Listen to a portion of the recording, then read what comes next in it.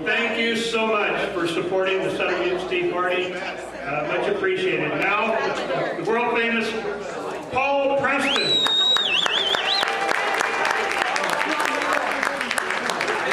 Thank you, Larry.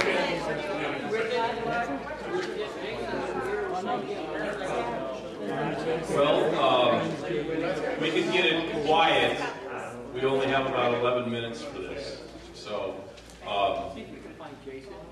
anyway, if you have any quick questions right up front, I'd like to take some questions about anything that's going on. Is there anything going on that you have? Yes, sir. Very good. Thank you for asking. They just so happen to have the article here that What's just the came question? out. The question is, what's happened to Ammon Bundy and everybody up there in Oregon? Good question.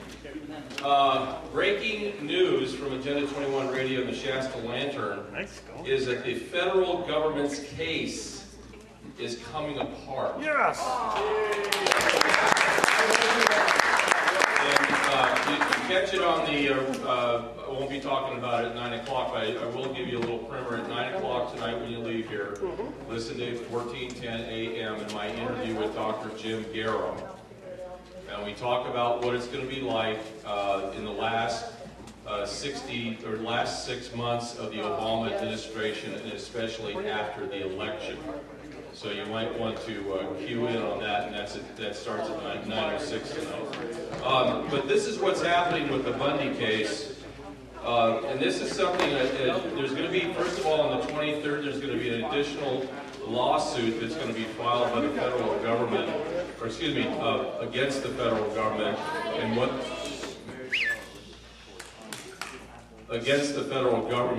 what they've been doing to the Bundys.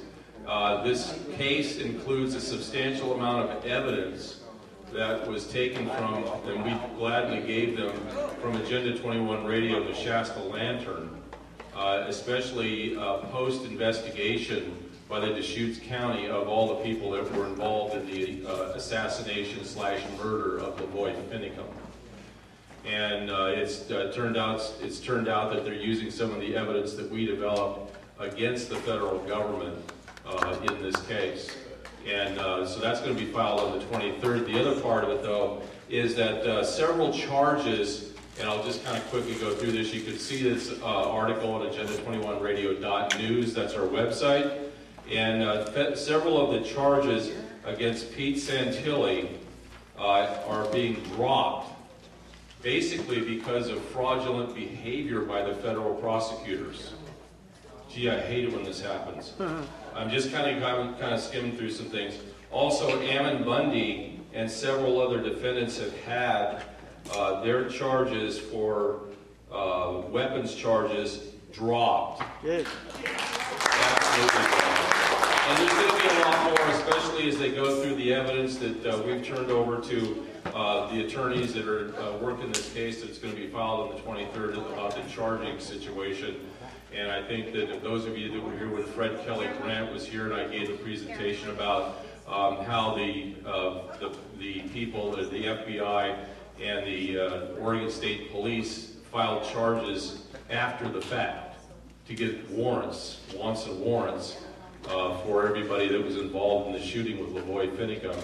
You can't do it that way, it's illegal, and that's going to be a big thing that's going to probably explode the whole case wide open. Yeah. So the federal government's misbehaving badly. A little bit of side note on that is that this is a huge case within the White House, since this case has been managed from day one by the National Command Authority. And those of you that do not know what that is, that's a little office in the White House that's controlled by Valerie Jarrett, David Axelrod, and Barack Obama. And they were the ones that put up the drone. They were the ones who put the assassination teams together. And I say this because we're still looking for the names of the 5 FBI agents in the Lavoy Finicum shooting who seem to have disappeared into the ether, and no one knows who their names are. And this is all in the evidence. I didn't make this up. This is all out there in the evidence. And we're also getting copies, finally, of unredacted documents that have come out of the investigation from Deschutes County. So we'll have the names of the officers. which they don't like, but so goes the court case. Any other questions quickly?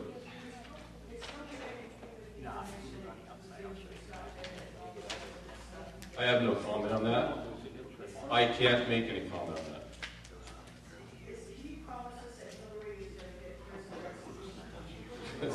No. Okay, that's one of my topics, but it's you'll actually hear this tonight with my interview with Jim Garrow. We're now coming to the conclusion, and I know that some people may disagree and all that stuff, but we're now coming to the conclusion. First of all, the FBI and a lot of the agents are all in for Islam. And we're seeing that, of course, what's happening and how they're trying to cover for and give support for Islam with this shooter right here and trying to poo-poo the idea that he's an Islamic terrorist. Which, by the way, if you didn't hear today with this, Loretta Lynch came out and gave out redacted versions of the 911 calls.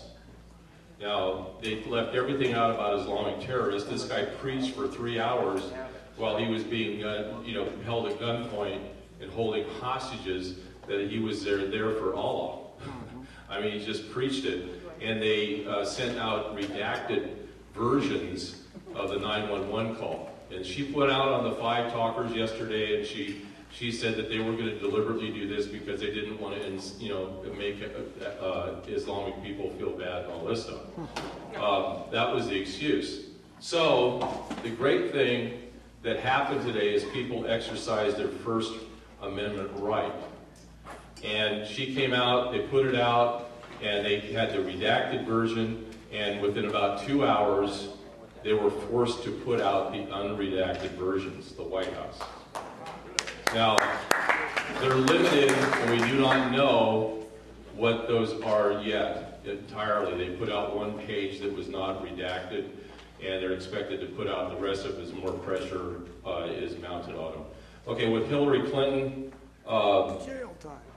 the consensus by my people is that she's going to be indicted before the convention. Now, it comes from a variety of reasons. The biggest one is Barack Hussein Obama.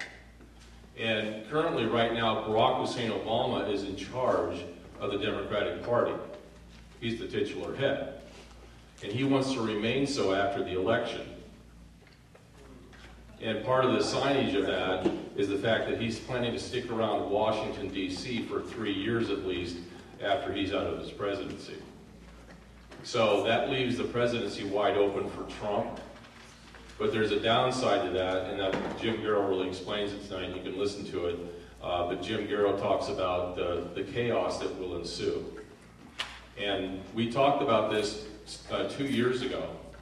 And none of it really came to fruition, but except it kind of came at staggered times. And you probably remember this when I was talking about ISIS forces that were going to be here in the United States and what they were going to do.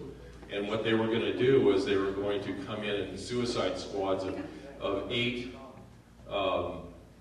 bombers into at least 105 malls in America, all at one time, all in one day, and then blow themselves up all at one time. And then this would also targets were soft targets such as high schools at lunch, daycares, preschools, in which they could get the maximum kill rate.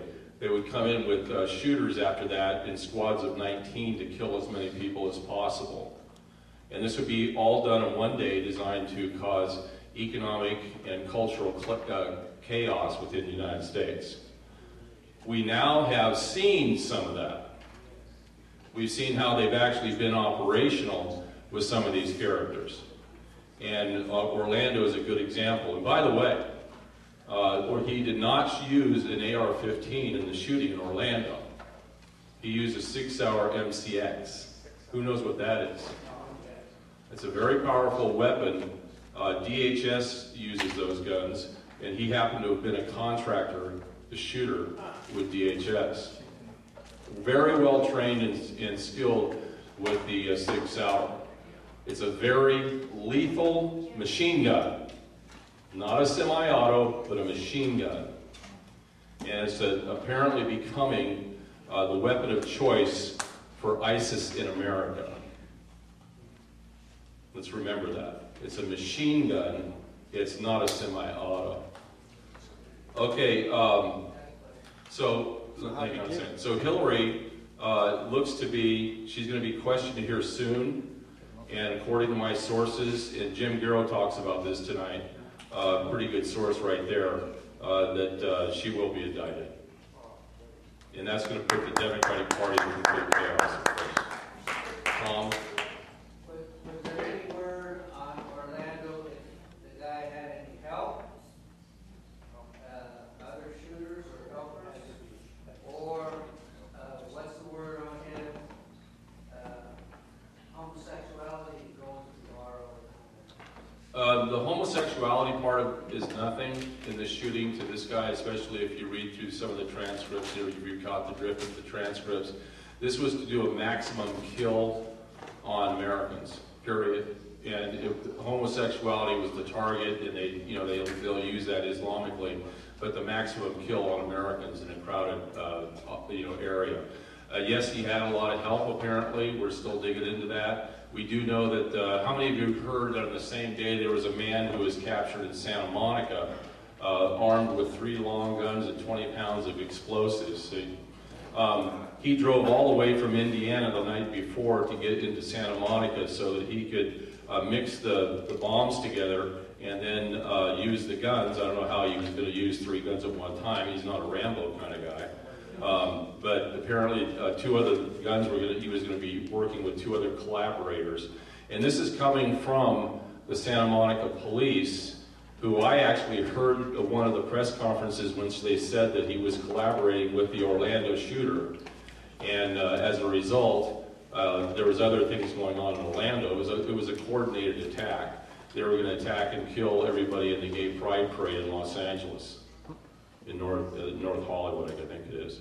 So that was the plan, and it got foiled because a neighbor was in Santa Monica, saw this guy driving up and down the street, and called the police and said there's a prowler out there, and they arrested him. So they caught him. Yes, sir. I really wanted to know about the Hammonds and that lawyer that spoke here with us. Fred Kelly Grant. How he's doing with getting the old man Hammond out of jail.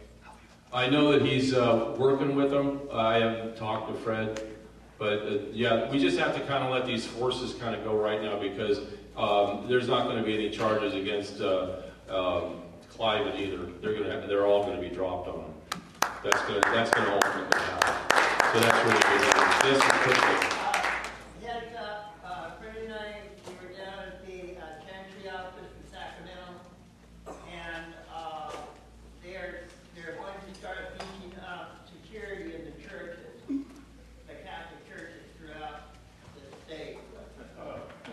The Catholic churches, yeah, I bet they are. Well, yeah, we had one guy come in about 3 months ago. He wasn't speaking Spanish. I don't know what language it was, but he yelled something, and he pulled something out of his coat, and I thought that was it. We were dead. But it turned out to be a cop, and then he turned around and left. Well, yeah, I recommended this when we broadcast. It was July of 2014. The whole scenario about the 105 malls out there and what the plan of attack was for them to kill everybody, and the rapes and everything that would occur at the preschools, all that little business going on. That seems to be the scenario that they're going to try for after the election, to create absolute chaos and then bring in martial law by Obama. That will not happen. I mean, they can attempt it. It may get to be a bad situation and scenario. I think we need to be prepared for that. Because, as Garrow says in the interview, the stars for all these things that we've been talking about are starting to align. And we need to be careful. I strongly suggested then that everybody be equipped with 1 handgun and 1 long gun at all times. At all times. This is, to me, no joke, getting concealed carry. This county here, there's no excuse for people who want one can't get one. So, Let's see. Any other questions? Come on, you gotta have some more questions. I mean, when I was at the Trump rally, they had a bunch of people who might say they were paid $15, plus they wanted extra pay because it was hot. They, you know, and as Jason was saying, everybody wants to go. Just like what you doesn't seem, and then they're talking about the rules committee. What's your take on what's going on? Will we have a Republican in the White House? Yeah, there's a big movement. First of all, I mean, what you have to do to really understand a lot of the things that happens on my radio show and all that stuff, this is a big world movement that's playing out right in front of your face. And the only obstacle for one world domination by totalitarians, and we're going to include the religionism, communism, National Socialism, Islamism, all working together as one. I said Nazis, working with the Catholic Church, excuse me. That's why the Pope is a Jesuit. They're trying to destroy the United States of America. It's real simple. They need to destroy the Constitution and break us down. And they're trying to overtly do it right now in front of our eyes. And they're fumbling, they're stumbling, and as all totalitarians do, they're overplaying their hands. And today you saw a classic example of a totalitarian overplaying his hand, and that was Obama, when he had to retract the 9/11 situation and come out with a real clean copy that shows that this shooter was actually related to Islam. And so you're seeing they're stumbling, they're bumbling. The other part of it is this Oregon court case. They are terrified that this is all going to get out and their little assassination team is going to be spotted. And I can tell you, I shouldn't tell you, but I will tell you that the officers of the Oregon State Police that were engaged in this operation, several of them have turned against the government because they do not feel like they're murderers. So, you know, they take their oath seriously and they know it was wrong. I mean, listen, guys, if there was no warrant, there was no justification for them to be pulled over or stopped and arrested. There wasn't a warrant out. The only reason it went operational is because these 5 guys who are unnamed from the, quote, FBI showed up with the Oregon State Police and said, oh, we have a federal warrant for them. Well, they didn't have a federal warrant. And as it turned out, after Finicum was killed, they went back to the spot that they originally pulled over, and they had to wait 2 hours in the cars, and we're talking about the survivors of all this, so that they could come up with the charges to charge them with. They didn't have any reason to have a traffic stop. But, you know, just keep it in mind, the next time there's a drone following you around with your car, you might not want to stop. You might not, because you never know what's going to happen. But that's what the federal government did. That's what this Central Command Authority in the White House does. And they're working overtime to suppress all this stuff. Overtime to suppress this. So this is a mistake. They've overplayed their hand there. They've overplayed their hand in Ontario. And now everybody's angry at them. And that's the way it should be, isn't it? It's about time. So anyway, one final question, we're done. Anything else? Tom? What are your thoughts on having a terror watch list in the USA? Well, since all of you in this room are on the terror watch list, I just, you know, we're all terrorists because that's what Janet Napolitano said we were. I don't agree with the terror watch list because it's just decrepit, it's not kept up, it's not accurate. It's really clear and obvious to me that the FBI not only bungled this situation with this shooter, but they were deliberately covering for him. And I say that because maybe you didn't hear the show, well, you didn't hear it last hour because we talked about this with Red Smith, and that Hillary Clinton, when she was Secretary of State, was actively supporting this kid's father to be president of Afghanistan. Now the father, you've probably seen him, is a real ass clown. He's got YouTubes all over the place and all that stuff, and he talks about going up against Helmut Karzai and how he has the support of Hillary Clinton and Barack Hussein Obama. One problem, but you know, when we found out this problem, we found out who this guy was, we all kind of said, ding, ding, ding, we all get it now. Because this guy was running against Helmut Karzai in 2012 for president of Afghanistan with the support of Hillary Clinton and Barack Obama, and he is a Taliban. He was running as a Taliban. Right. So, I mean, this is the kind of stuff that's going on. And now we're finding this out. That links directly to the guy by the name of Bo Bergdahl, which now the piece of that puzzle has started to fall together for us. Yes, sir. Well, I listened to the FBI guy walk up to the microphone, and he said this was a radical Islam terrorist. And then this senator walks in there, and then was shut up. He never said another word. Right. Well, now they've had to change their tune. They've changed their tune. And now there was a lot of complaints that happened today immediately. The gay community, everybody just went ballistic on the president. And so within about 90 minutes, they reversed themselves. And they put out one page of probably several hundred pages. They haven't put everything completely out. But it was enough to link them to Islam and all this other stuff.